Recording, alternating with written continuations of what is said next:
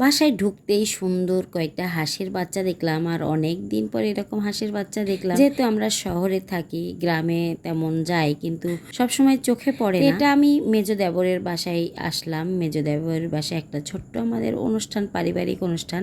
আর এটা মেজো দেবরের ছোট মেয়ে।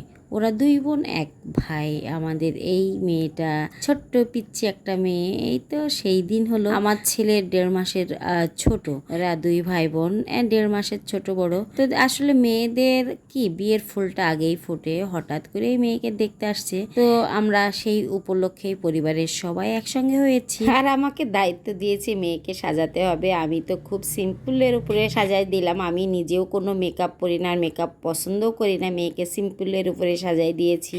আর মেয়ে খুব আস্তে আস্তে হাঁটছে শাড়ি পরে, মানে প্র্যাকটিস করছে সামনে যাবে কিভাবে যাবে। আমার মা আমাকে কিছু বলে না।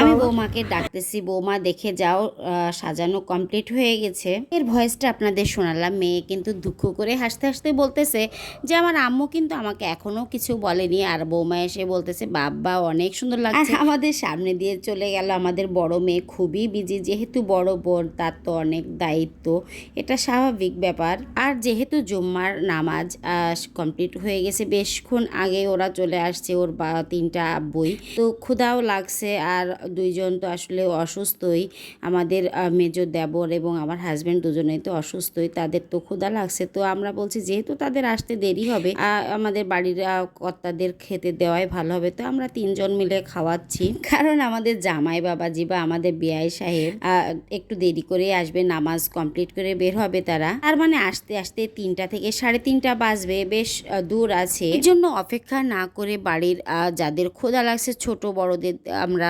মোটামুটি ভাবে খাওয়া কমপ্লিট করে দিয়েছিলাম। আর আমাদের পাত্রী নিজেও কিন্তু খাবার দিচ্ছে, মানে লজ্জা পাচ্ছে না সে। কিন্তু আমি ভাবতেছিলাম হয়তো লজ্জা পাবে শাড়ি পরে চাচাদের সামনে, আব্বুদের সামনে যেতে, পাঞ্জাবি পরে যাচ্ছে। এটাই কিন্তু আমাদের জামাই বাবাজি। আর ওদের কিন্তু যাওয়ার সময়ও হয়ে গেছে। মাঝখানে কিন্তু আমি ক্যামেরা আর ধারণ করি নাই কোনো ভিডিও, কারণ নতুন গেস্ট কে কি মনে করে এজন্য। তো ওনারা চলে যাচ্ছে, আমাদের বাড়ির কর্তাগুলা সবাই নিচে গিয়ে ওনাদের বিদায় দিয়ে দিল। এই যে এটা আমার হাজবেন্ড, পিঙ্ক কালারের পাঞ্জাবি পরা, এটা আমাদের বিয়াই।